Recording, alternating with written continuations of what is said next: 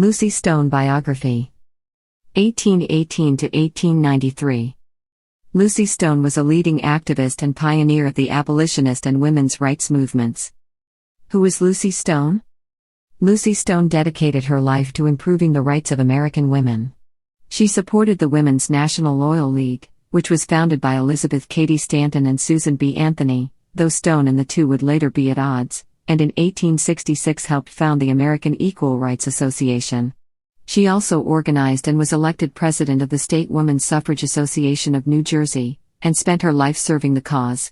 Stone died 30 years before women were finally permitted to vote, August 1920, on October 18, 1893, in Dorchester, Massachusetts. Early life and family. Influential women's rights activist and abolitionist Lucy Stone was born on August 13, 1818, in West Brookfield, Massachusetts. One of Frances Stone and Hannah Matthews's 9 children, Stone was steeped early on in life the virtues of fighting against slavery from her parents, both committed abolitionists. Smart and clearly driven, Stone was also unafraid to rebel against her parents' wishes.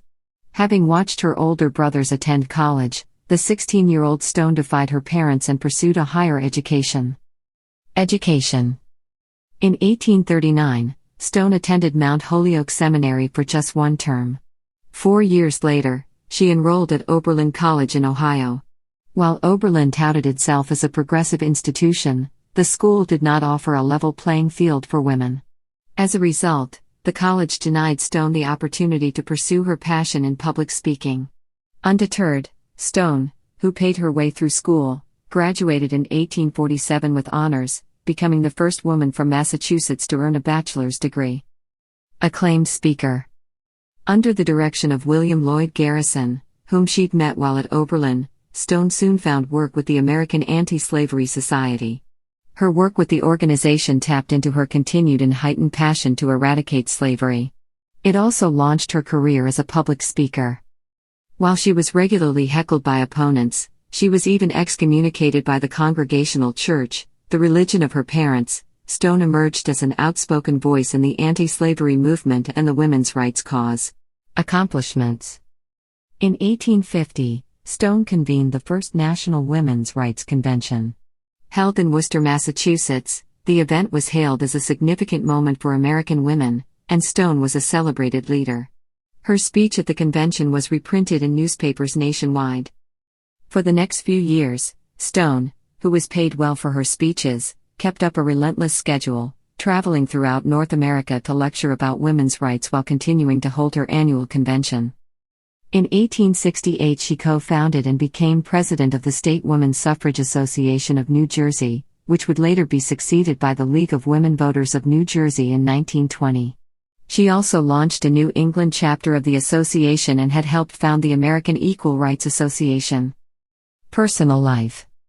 In 1855, Stone married Henry Blackwell, a committed abolitionist who'd spent 2 long years trying to convince his fellow activists to marry him. Though initially taking on her husband's surname, she opted to go back to her maiden name a year after their marriage. A wife should no more take her husband's name than he should hers, she explained in a letter to her spouse. My name is my identity and must not be lost. At their actual wedding, both she and Henry also protested the idea via signed document that a husband has legal dominion over his wife. The couple eventually moved to Orange, New Jersey and became the parents of a daughter, Alice Stone Blackwell. Later activism. At odds with Susan B. Anthony and Elizabeth Cady Stanton.